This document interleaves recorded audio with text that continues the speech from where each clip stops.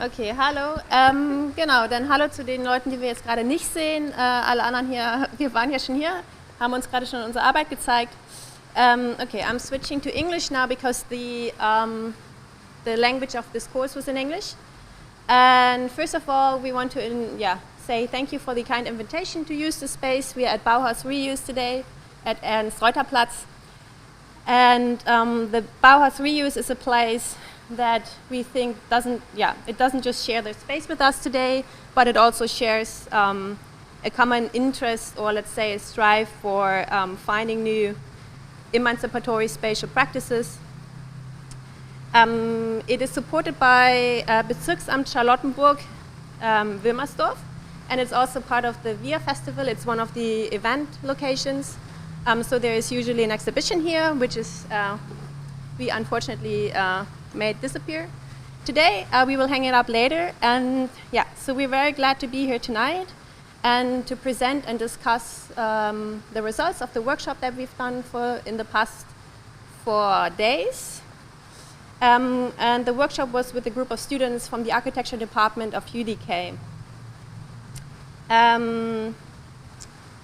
We are FemArch Collective. We are the organizers of this. We are a group of architects who work on intersectional projects, or let's say on projects from an intersectional angle. And one of the things we are really interested in is finding new tools and ways of working that help us change how architecture and spaces are being produced. And so one of the formats we started for this is the FemArch Studio, which is what we've been doing the past 4 days. And it's a short design studio which we started last year, which has the topic of trying out a method, in this case critical mapping, and just creating a space to test it out, test its potential, and kind of get comfortable and used to using something, because we hope that by finding new tools, we eventually will be able to create more equitable spaces, and we think that that is needed. And so critical mapping, as we discussed a bit in the past days, is maybe it's a tool to give voice to different entities and actors, and not just human actors, but also non-human entities. So we already saw a lot of your work, and what we will do now is see 2 of the last projects. All of the projects are on the website studio.fem-arch.net, which is hopefully also linked wherever this is being shown. And so you can scroll through all the projects, and they are really multimedia. Sound encompasses sound and poems and drawings. So I guess we have a very open way of defining or approaching mapping. And the participants were Carla Vanden, sorry if I mispronounce, Philip Preis, Josephine Harold, Oliver Gustowski, Beke Booking, Simon Kimmel, who can't be here anymore, unfortunately, Camilla Boss, Vicente Mateos, Maria Alvarez, and Madeleine Burton. And some of us are here online in this screen. And then we have a guest, Susanna from Spolka Collective, who is also using mapping in their ways of bottom-up spatial practice, which she will also talk about. But first I want to give the voice to Anna, who will show a little bit, give a little bit of background information on what the process was of the studio. Okay. And hi everyone, my name is Anna, I'm also part of FemArch, and maybe I just wanted to show a little bit that what we were doing last 3 days. So first of all, one of the questions we started with was back to normal question mark. Are we going back to a normality, or can we actually use critical countermapping as a tool for summarize, collect different, create archives, or create new perspectives on how maybe our future could look like, questioning our current situation and questioning also actually the normality we are living right now. Can you maybe zoom a little bit to the... So I think one of the biggest, like, as we actually started with very like simple questioning, asking people to position themselves where they are at the moment, like where they are physically, like, or geographically, but actually people could like answer this question in a very like wide form. So this is how we started the seminar, asking that, and also asking people how they got to this place where they are right now. This was a very like short exercise we started with, and after that we started positioning, like going, taking this question a little bit further, asking what did participants have to do to get where they are, like what kind of labor did they have to do. Like, for example, someone wrote down that I think Lara had to take bring her daughter to the kita in order to be there, and so I think this is how like we started taking this question a little bit further. After that, we worked with the Matrix of Domination, based on the ideas of the sociologist Patricia Phil Collins, and this is actually a graphic that shows graphically what intersectionality actually is about. And you can see the different axes of discrimination. And so we started positioning ourselves. So this is one, like, was the idea. So going from this question of where are you, to putting the question in like, where are you in according to your privileges, but also like to discriminations. And this was actually just like an exercise to see it graphically. So we collected every like matrices, and yeah. So I think that was like one of the starting points and like the basis for our further discussions. And I think some of them were like the starting point for like future, for like the projects we will see right now. And yeah, I think this is how we actually always work, also in Denmark, trying to like questioning our positioning, and also like our perspective, and like that, seeing that as a starting point for like yeah, to being able to, I don't know, questioning and looking who is missing, who has not been heard, what kind of perspectives do we want to bring in. And so this is why we think it's really important to start with the simple questioning of like looking where you're from, like what is your starting point. And yeah, I think that's it. Yeah, so maybe we can like start with the projects. And do you want to start?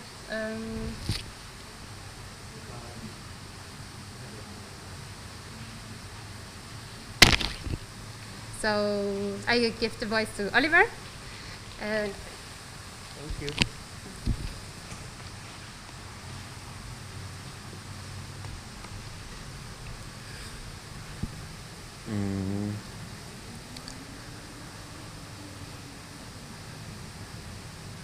Okay, so there it is. I actually yesterday decided to do something else that I initially wanted to do. And it came by a postcard that I received on a vernissage on Friday evening, and I turned it around and it said, "I feel the overwhelming need to do something to promote a non-hierarchical and non-binary coexistence on this planet." And that was actually, in my eyes, very coherent with a lot of discussions that we had on identity, and yeah, actually also where we want to go, reflecting to the term of going back to normal. So I chose that one day to put myself in a position where I might not feel as self-confident as I used to do, and I never went in public in a dress, so that was the first time for me. And I decided to map these experiences of being a man in clothes that might be seen as female. And if you would scroll back up, actually I think it's easier to show it. Therefore, I kind of went to all these public spaces that I tried to intervene in these non-binary methods, let's say, and connect these experiences back to that one place, which is kind of this delusional space within Zoom in a call where you connect different public or private places into this new collage of space and time. And try to use the chat space to reflect on the commentaries that I would receive in public, and also give them like random digital usernames that would kind of describe eventually what people then would also give me these comments, to reflect on the spaces that I have been during different times, and eventually towards different gender facts of these people. And all in all, I must say that I had actually a really nice experience that showed me that we live in a very safe city where you can go out on the streets as a grown-ass man in a dress and they would call you beautiful, and just rarely a fag, which is actually good, and it shows that we're moving on and developing this term of being normal, or identifying with whatever. So yeah, that's my experience and my mapping towards it. Thank you.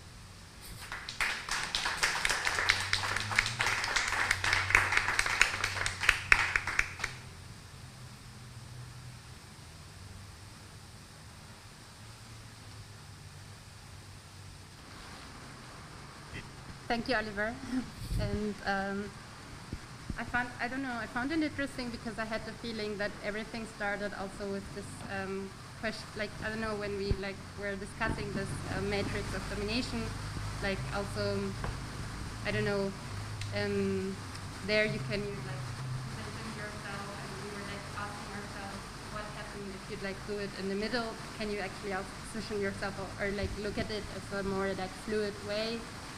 So I don't know, I think it's interesting also questioning also how would also maybe a non-binary space look like. I don't know, that's something I find very interesting. And yeah. And so I have a question. You said you were also mapping also the spaces where you normally go, or were the spaces where you new spaces to you, or Actually, I used the spaces that I went on over the weekend, and realized it were mostly free spaces like Tiergarten or Teufelssee, that already have this huge idea of a free space where you can do whatever you want, nearly whatever you want. But also the situation at Winterfeldplatz, where there were also more people colliding with me, but it was more that I didn't try to go to places to disturb, but just to take the normal routes that I would do, and yeah, just act naturally, kind of. Yeah.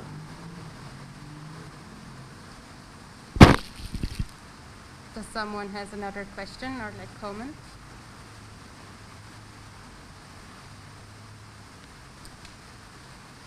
If not, we can just also pass it on to the next group. You want? Okay. Yeah, I just wanted to say that I really like how you put the comments that you got in the work, because it's anonymously, but also they had an impression of you, and then you you did it back, because you wrote you named them some way, and I don't know, it's like this exchange of impressions and just in one picture. Like it's very, I don't know, I like it a lot. It's really, it speaks for itself. That's what I like about it.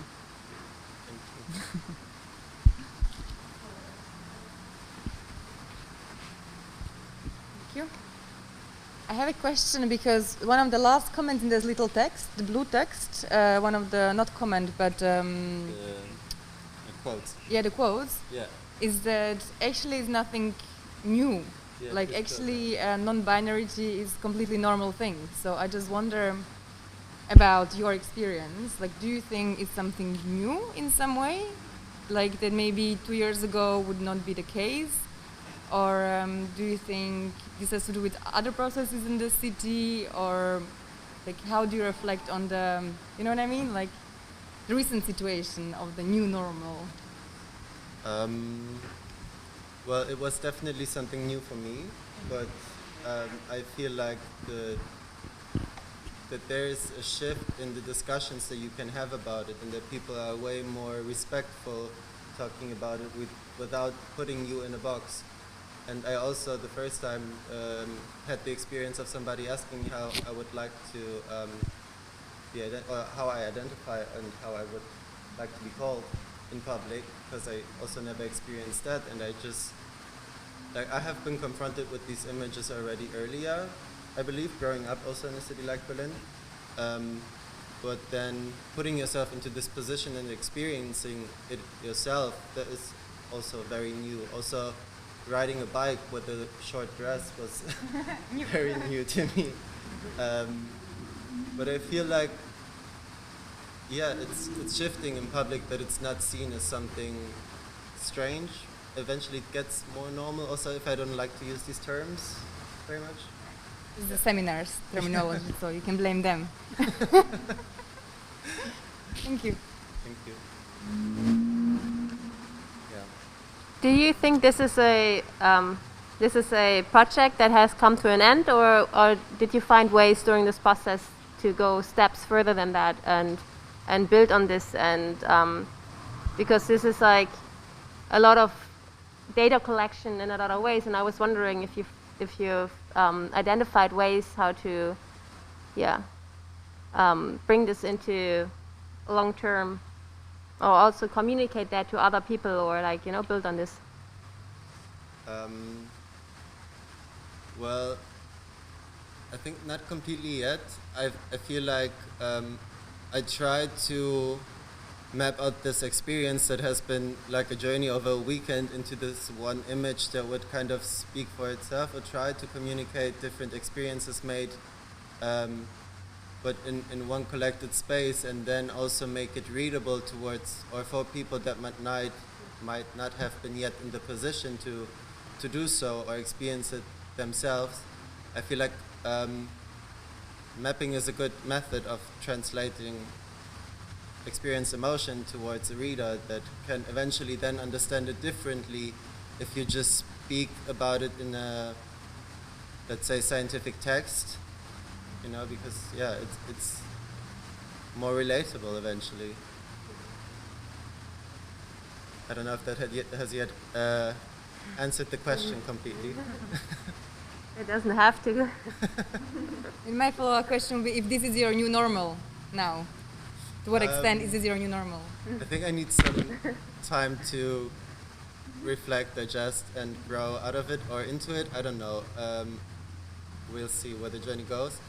I think it has showed me that by doing something that might seem so small, you can actually learn a lot about social structures, and you don't have to identify with all these experiences for a lifetime, or you don't have to bond to them, but you can as well just experience them and let them rest for a while, and then eventually go back to these experiences, learn from them, develop them, evolve, and translate them also on other things that you actually want to learn or promote, because as citizens we have the power to transform the city as well, just by acting in it, I feel.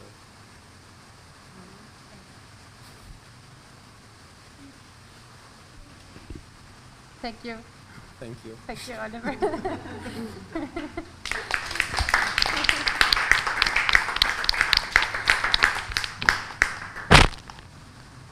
So we will continue to the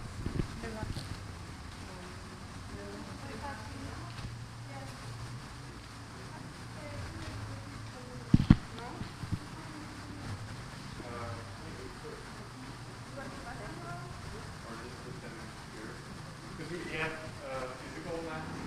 I don't know how we can show them to you. We should put them on the floor. We have them do this. Use the space. Keep your distance and use the space. I don't know. If you want to use the space, you can put it here. in the middle. We won't see it in the stream, but all of them are also visible there. You just have to maybe direct a bit because they're all in the slider. So.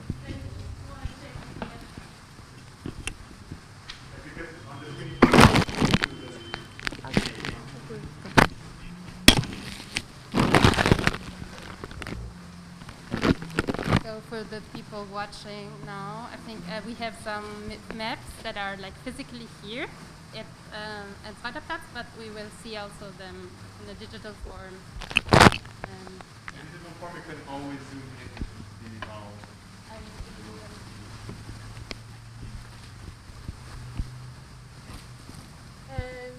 So we started with this feeling of maybe we're not getting back to normal, we're just going back out, we're going back to the streets. And we were a bit concerned about this this feeling of safety or not that we have when we are outside of our private zone, that during the quarantine we were all safe at home and now we're back out. And so we wanted to explore on the one side, how does this safety or the feeling of safety changes with different genders? That's what we explored. Yeah, the most. But to different people and how their perceptions are so different, and also how they change also according to the different times of the day. Yeah. And then they start to travel between Jordan's home to the Istanbul's home. And then during the journey, they record voices. They focus on the feelings that they have at the end of like with sights, with noises, with smells, people. And then during this record voices, they were also adding some notes, speaking with their own languages, like different language. And then after they came, we started to translate all of these observations to mapping with some sketches and texts and using different colors for this. And here they are. Maybe you can scroll a bit down. So first we have the Jordan's version. Maybe we can start. Do you mind scrolling it to the right? That's the day map. So traveling across Berlin from Neukölln to Charlottenburg and back was generally a safe and nice experience. And it was just really nice to see people of all races and genders out and about enjoying their day after months of quarantine and beautiful weather. Generally happy vibe. And despite the pleasant atmosphere, I still, me personally, could not avoid raising awareness and as I was walking alone.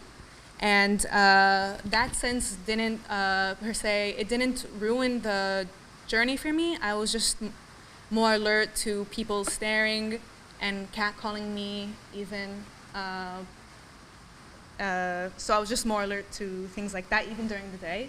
And at night, when traveling back to my home, I did take a different route after hearing Vicence's experience walking through Golitsa Park.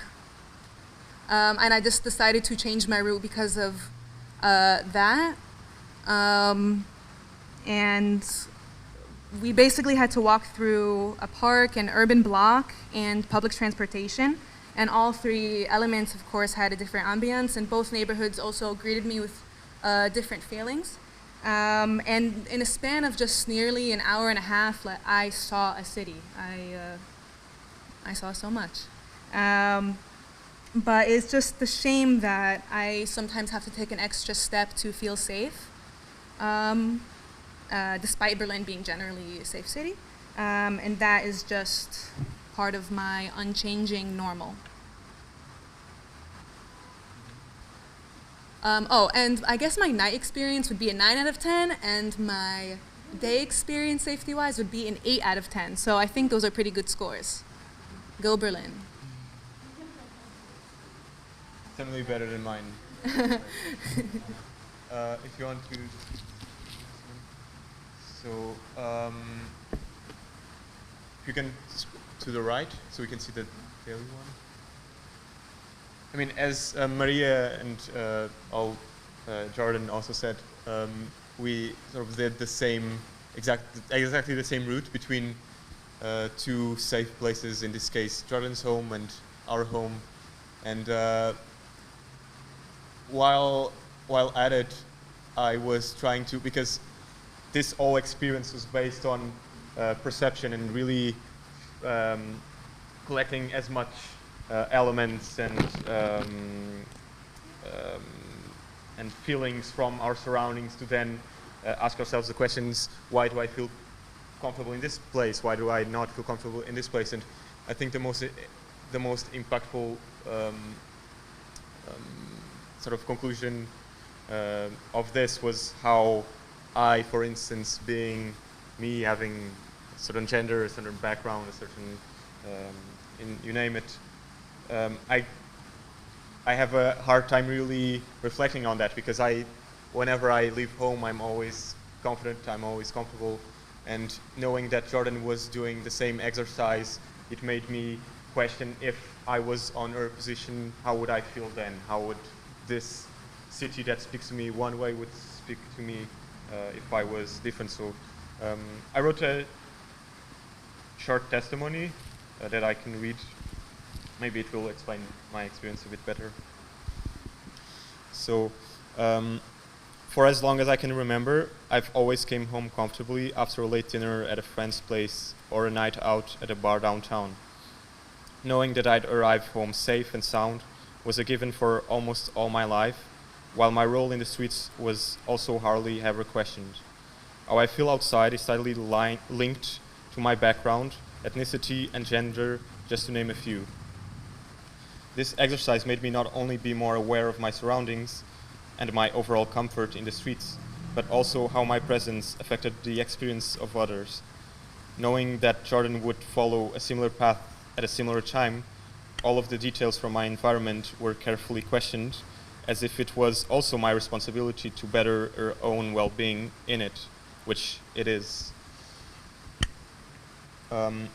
During the day route, I could rely on sunlight, joyful families going for a stroll near the canals, road noise, and full esplanades. At night, my dependency on those elements was strongly felt as I walked through the streets of Neukölln, alone and resisting to using public transportation. The exact same streets that transpired the plentifulness and ease of long summer days a few hours prior were now a place I wouldn't return to during late hours. The sunny parks were somehow invaded by complete darkness and quietness. The busy streets were now a place where you'd cross paths with another person quite rarely. My takes from this have redefined not only the way I travel across the city, but also my responsibilities while doing so, in order that the streets can be a safe place for everyone at all times.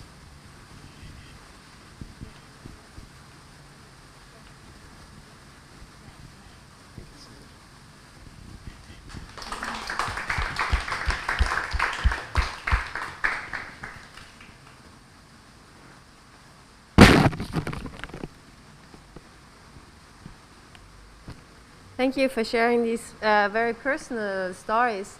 And I wonder, also because we, as FemArc, we try to find formats to collect these personal stories, and we approach people and try to find them. And I wonder if you're like super used to thinking about your environment like this, or if through this technique, or this way of visualizing and writing and whatever other media you used, if you have a different access to describing your experience, like. Sorry, I couldn't. Okay, how do I shorten that? It's more oral than. Yeah, I'm really giving my best. That's the problem.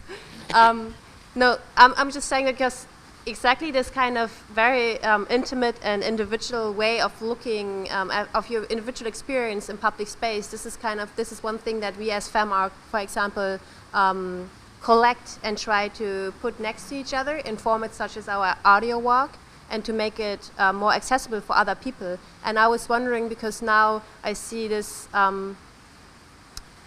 I wonder if you are very used to already describing your experience like this, or if through this mapping technique, you and the ways, the techniques you use, the poem writing and everything, if you got access to a different way of thinking and describing your experience, and Well, I think this mapping really brought me to become, of course, more aware to every even inner thought that I had. Like, I tried to record every single thing and person that I saw, even if that person was unthreatening or whatever, and it made me, and I learned a lot from that.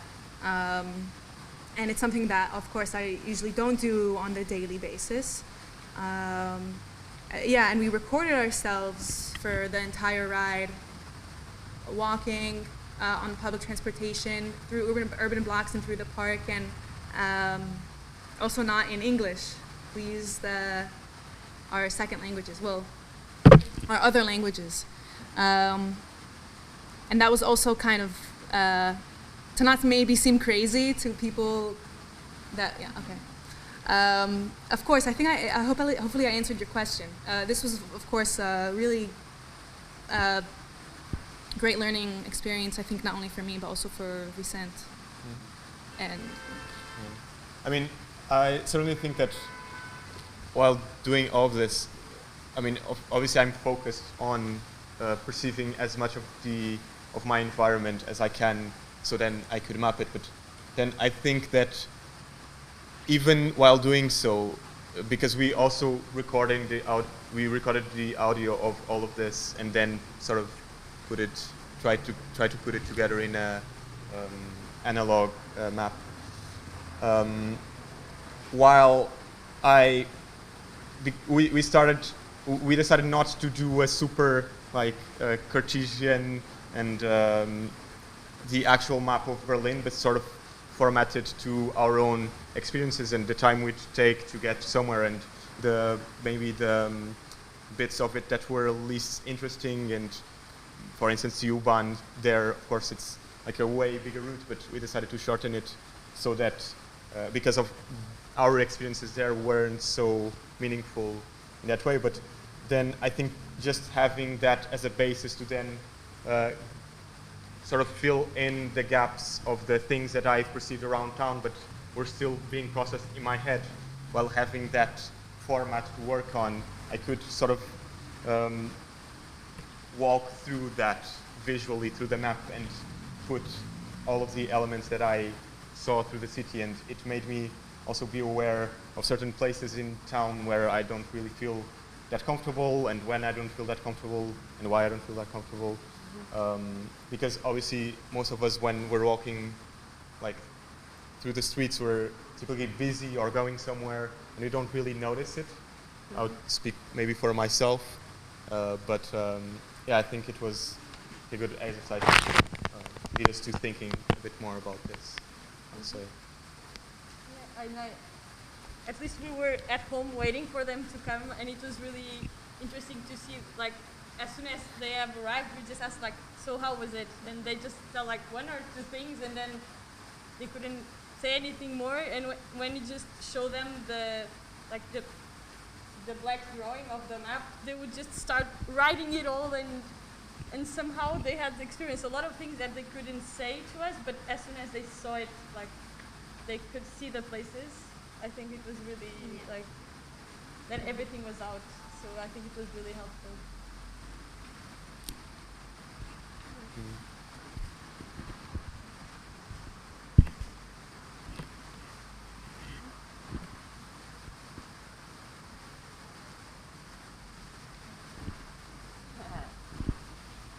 Thanks for the very thorough methodology of recording yourself and then even saying what time was it and everything. I think that's a very good ways of making it accessible to other people and making it replicable as well on the topic of methodologies.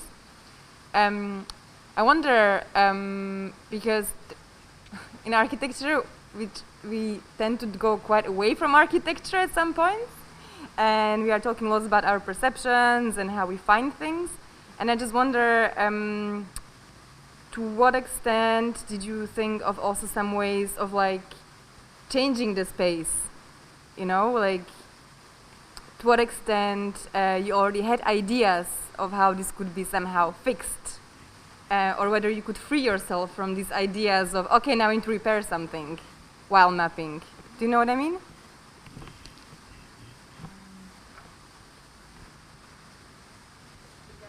Something to think about. I mean, it's a double question. I mean, in some way, like, or maybe do you have some ideas, like, so what? Or like the question is, so what? Okay, now we have this experience, now you know about this space, and what could be the next step? I think, like, the idea of it was more to expose, like, our experience, like, our bare experience more than take many conclusions out of it.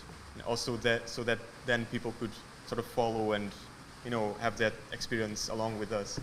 And more than analyzing it and really seeing where that led objectively, was more how we change our perceptions of how we basically walk through the city with, of course, all the variants we've basically experienced with.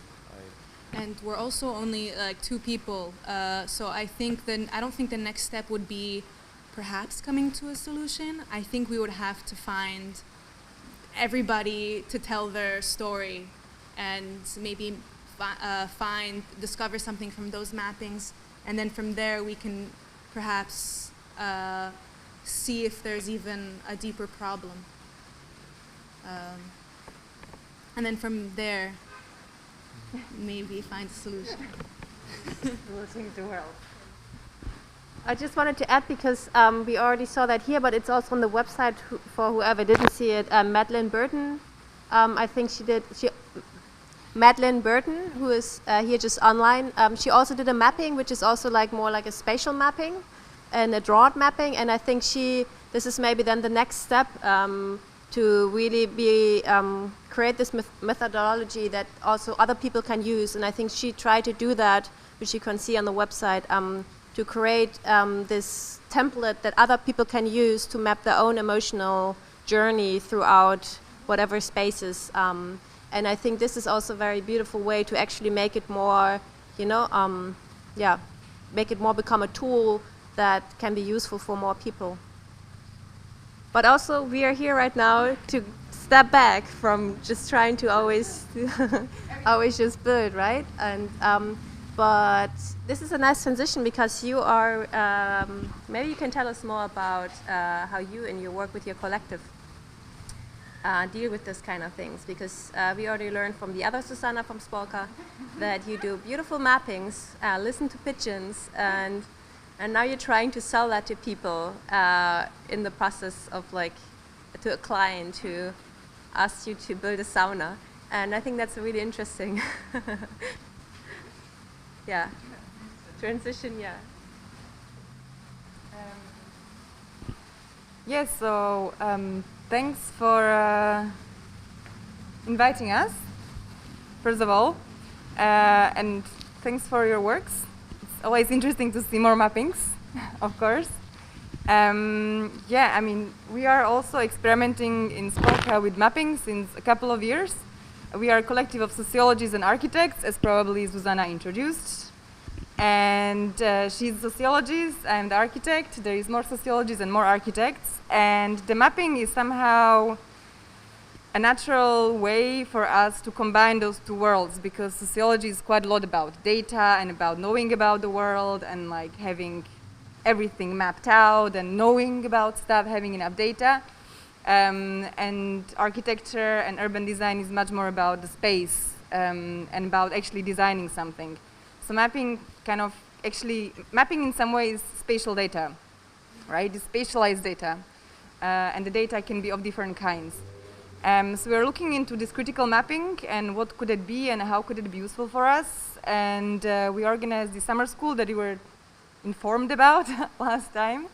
And since then we are trying to develop it more as a methodology that can be integrated in more official projects, not just as art projects. And I was just telling that we haven't, I mean, it's only been like 1 year that we are trying to do it, so we don't have many successes, but I think the key is to present it not as an addition to something of like, oh, okay, yeah, and we can also do like super great mapping for you, and then like, or also not if you have money.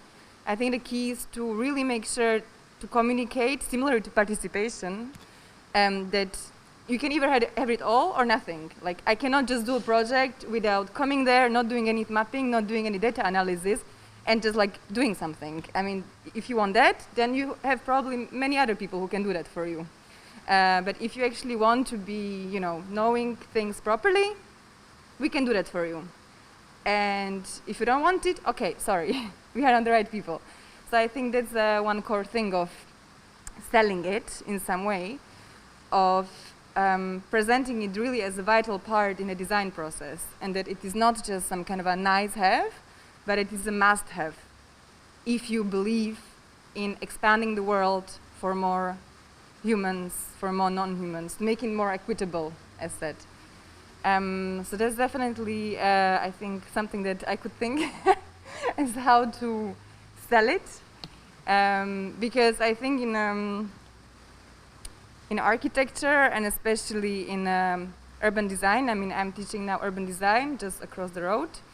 And mapping is actually a very important part of it, because you need to have some kind of, you know, maps on which you are then designing, but it's usually very standardized. You usually get traffic, green spaces, public spaces, buildings, age of buildings, typology, done. Okay, I've done my mappings, bye.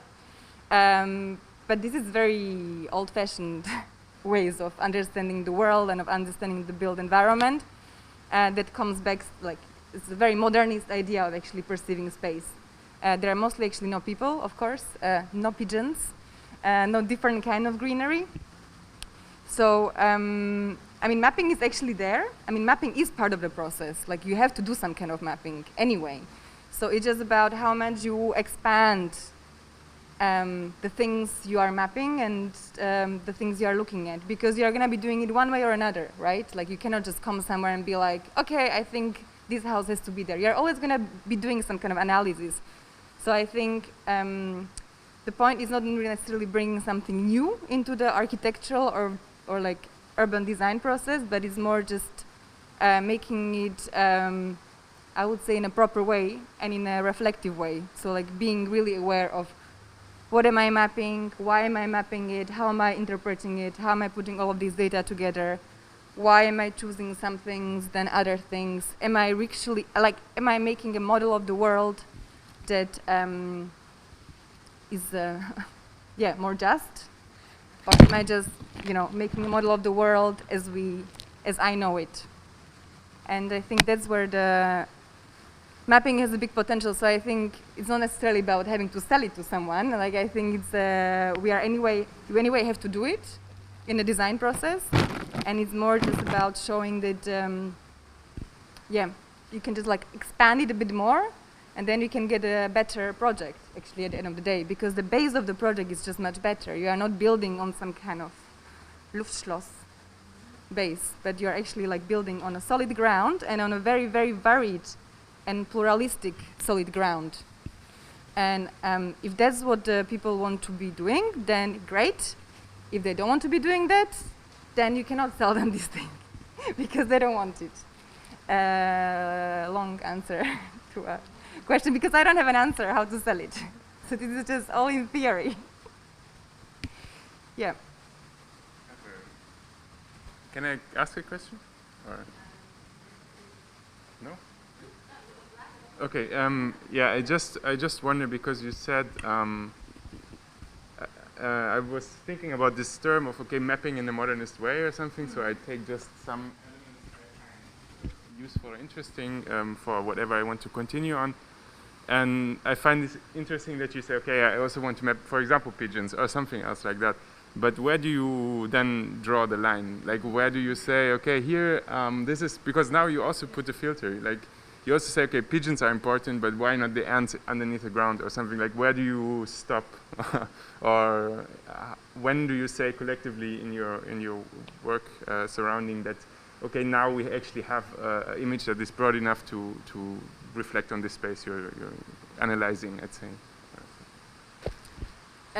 That depends on a couple of factors. One is for sure the project that you are dealing with. So if it's a sauna, then maybe some ants are important if there is like important ants around it. But maybe I don't have to look at the ants if I don't see any ants around. So it's about looking from within of the project, from within of it. And of course, not just from within, but also considering the planet somehow in it. So it's about being able to critically assess what kind of different actors could be affected by this project. So just thinking of the, there are these methodologies of thinking who are the stakeholders in the project, right? So you're like, okay, so it's for sure the neighbors who live here, it's for sure the people who have the money, it's for sure the politicians, for sure all of these things. So there is already quite lots of templates for thinking who are the stakeholders. So it's about expanding this list of the stakeholders and seeing, okay, for this project, who are the stakeholders actually? Like who have some stakes in it? And it's a bit about assessing it from this side. And then another factor is, of course, the time, right? I mean, it's the same with like, if you have this perspective on like this network world where everything connects with everything, of course, when you pick up one thing, like you have to just draw a line somewhere. But this is the challenge also of that kind of a research, when you start looking at the worlds in these as assemblages, so not just closed things, but that it just never ends. At some point you have to draw a line, and that's where your politics come in. That's when you as a designer team say, okay, no, we are drawing a line here. It's not something objective, and it will never be anything objective. It has to do with your politics when you say, okay, I feel the world is well represented in what we have mapped. So it's not really clear. Yeah. I'd like to add to that, because I think it's important to, of course there are concerns, and of course we will never be able to show the world in a very, very just way. Not us as like human beings with like very particular knowledge, but I feel like this cannot stop us from starting, you know? It's definitely, and I think if we understand this as a process and as something that continues and that we should always get better at, and that we have to be open to criticism about this too, then I think there's nothing wrong to not start it, right? I think it's better to start it than not to start it. And I'm sometimes afraid that arguments like this are used to stop these kind of ways, or like, you know, if you say like you're trying to make something more just, then people find the way where you're like suck. And I think every human has bad sides and good sides, you know. It's like, you know, if when I'm a vegetarian or so, and it's expected I'm like, you know, I'm the better person. I think it's not that bad anymore, but I've been a vegetarian for a long time, for example, not as much anymore. But you know, this kind of moral expectations that people who are trying to stand in for something might be exposed to. And I think, yeah, I really want to, this is also something that I really want to not have this standard to me. Like, you know, just because I'm trying to make something better, I don't have to make it perfect. I just have to be open for criticism, I guess. Maybe I would comment on that because I think that's a very, very relevant question, and also on this, you know, trying, because of course in a usual practice you don't have the time to try and fail because you are, you know, struggling to get this job done usually. So it's only in this university context and in summer school that we organize with public funding that we had the space and massive luxury of just trying things out and failing again and failing again. Of course, in the usual job, we wouldn't have the luxury of trying that. And I mean, our collective so far is working more as an activist art collective for now. So we do have the luxury of trying things out and on developing different kinds of models, which I'm totally aware that is super privileged position that I don't have to working 40 hours job where I just have to produce. And I have the time to develop these kind of methods. And I mean, that's what we are actually now trying to work towards, to making it more of like an actual method, like kind of, you know, making more of a schemes or making it more accessible, because I think that's something that can other people be using as well. I mean, that's also part of my job, I think, is to develop methods for other people that they can then try and fail. And then we can, you know, keep failing together. And then making them open source, I think, is very important, because then we can collectively fail and we can collectively keep developing all of these methods rather than just me failing all the time. I mean, you can also fail. We can share that. I think that's a very relieving way of looking at things, that we will always fail. And we just, so we can try, yeah, we fail better next time.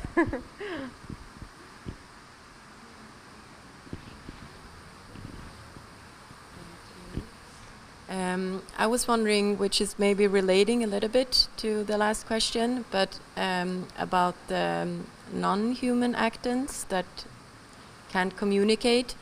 What voices are you giving them? Like, are you giving them critical voices? Are they demanding something? And then, yeah, what you based or how you work with that, like external then research, or like what are they saying? Are they demanding something for the future, or are you working very now, or yeah? Do they have an agenda? Yeah, I think there is. I mean, there was maybe also visible in the Never Never School that there is kind of two ways of, I guess, how we could approach mapping. One of them is collecting data.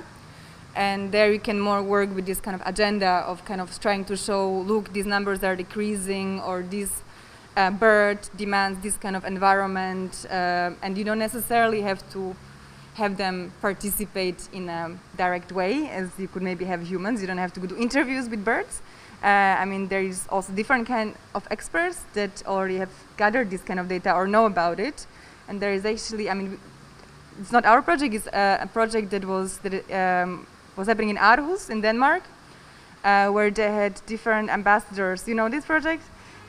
Where it was part of this European Capital of Culture, where they were developing a more just city, and as part of that, they had different ambassadors for different species. I mean, birds, but also like a bumblebee, and also different kind of species of plants.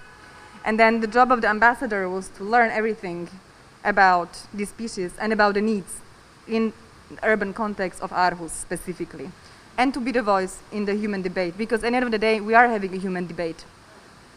So this is, I think, quite a good way of experimenting with bringing the non-humans into the human way. But I think, as I said, there's already different kinds of data, there's different kinds of experts who are already doing it. Like, it's not necessarily, oh, now we need some super artistic ways of doing it.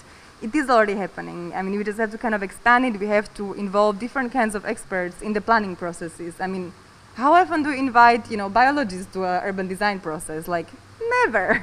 Why not? I mean, why do we invite the mobility people, like experts on cars, and you don't invite people who are experts on like bumblebees? Like, what?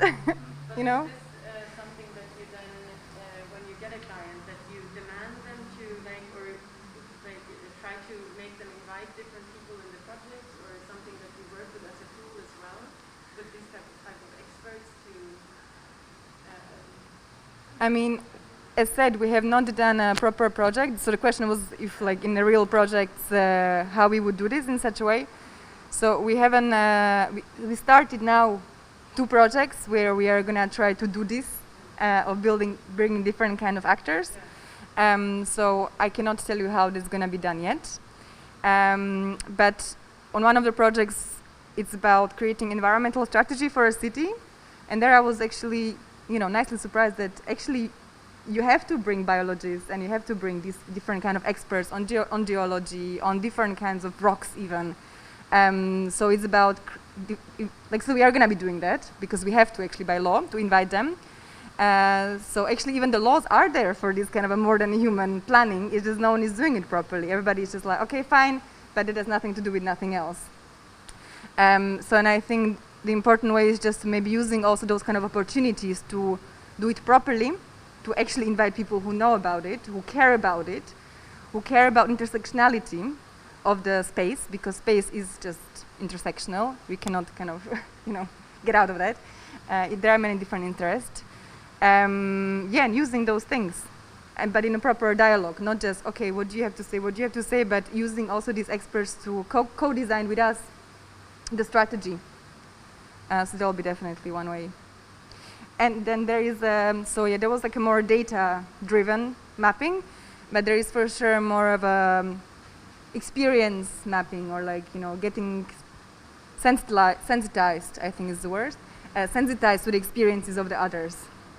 So in the Never Never School, what we did is just spending so much time with the site, just being there every single day, just going there, being there. And in this way, you can also create a relationship with the site, with the beings that are living there, that are occupying the area, and that you cannot put in a data.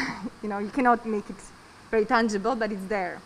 So in this way, you can kind of create more empathy.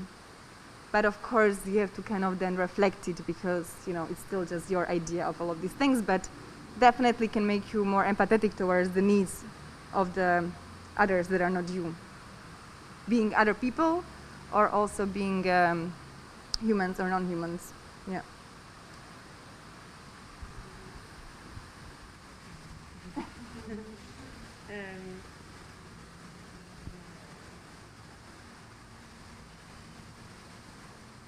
Yeah, okay, I have one more question.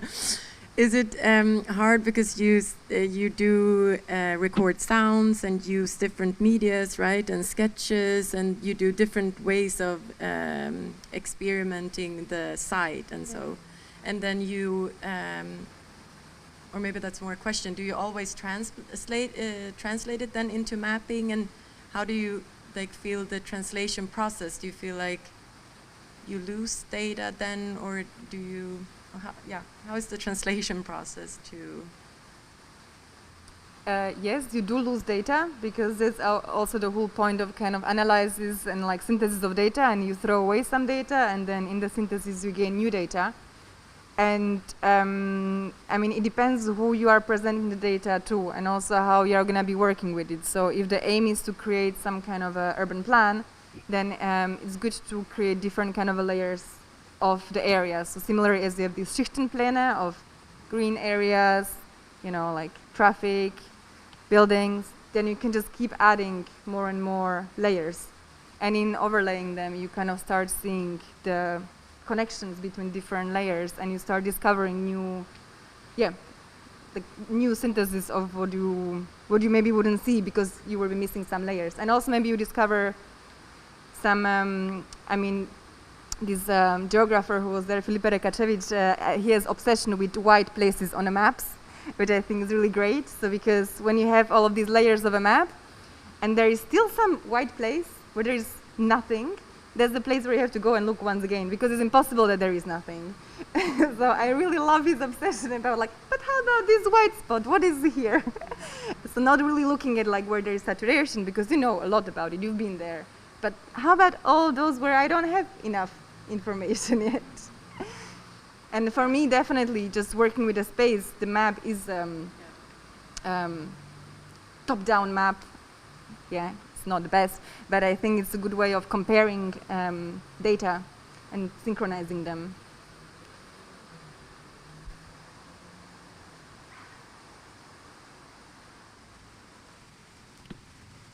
Do we have more questions from you?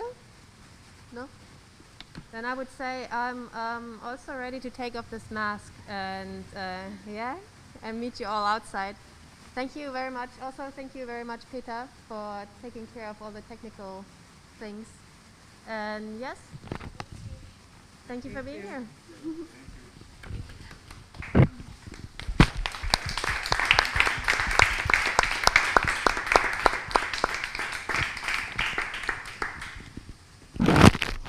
I don't know I don't know if there are like questions from us. No, we can't make questions, no? For watching us. No. I think it's fine. I think we're ready to go out. Thank you.